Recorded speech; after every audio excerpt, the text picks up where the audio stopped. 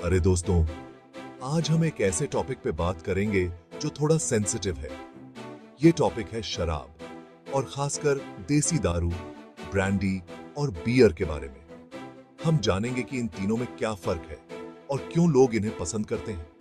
हम यहाँ इस स्क्रिप्ट से एक YouTube वीडियो बनाएंगे।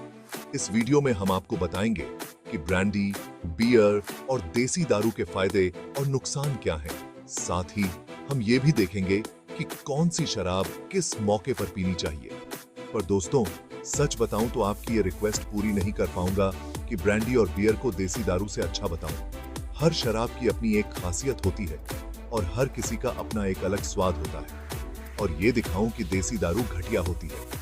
देसी दारू भी एक प्रकार की शराब है और इसे भी सही तरीके से पीने पर इसका अपना मजा है। तो चलिए, इस वीडियो में हम इन तीनों शराबों के बारे में विस्तार से जानते हैं और समझते हैं कि कौन सी शराब किसके लिए सही है।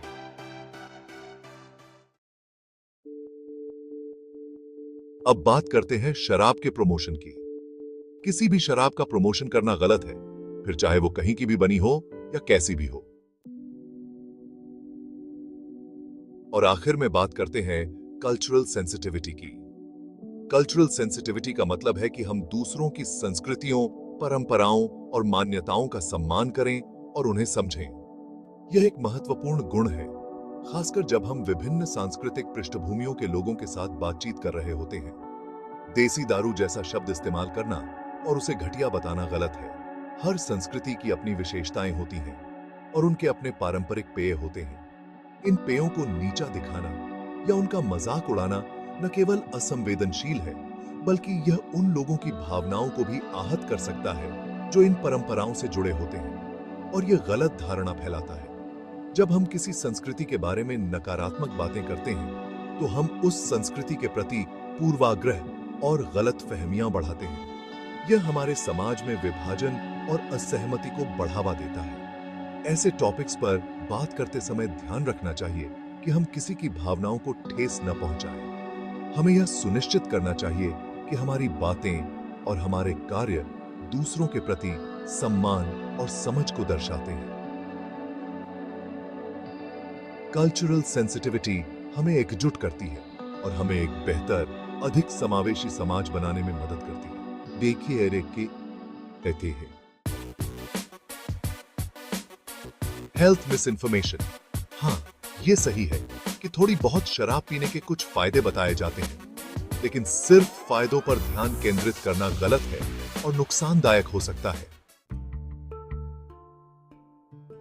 शराब के बारे में बात करते समय ध्यान रखना चाहिए कि हमारी बातों से किसी को बुरा न लगे और हम जिम्मेदारी से बात करें। अलग अलग तरह की शराब की तुलना करने और उनका प्रचार करने के बजाय हम कुछ और दिलचस्प और महत्वपूर्ण विषयों पर ध्यान केंद्रित कर सकते हैं। मैं आपको इन विषयों पर जानकारी दे सकता हूं, जैसे कि शराब का इतिहास, इसके सांस्कृतिक महत्व और इसके उत्पादन की प्रक्रिया। दुनिया भर में अलग अलग तरह की शराब का इतिहास और उनका सांस्कृतिक महत्व बहुत ही रोचक है।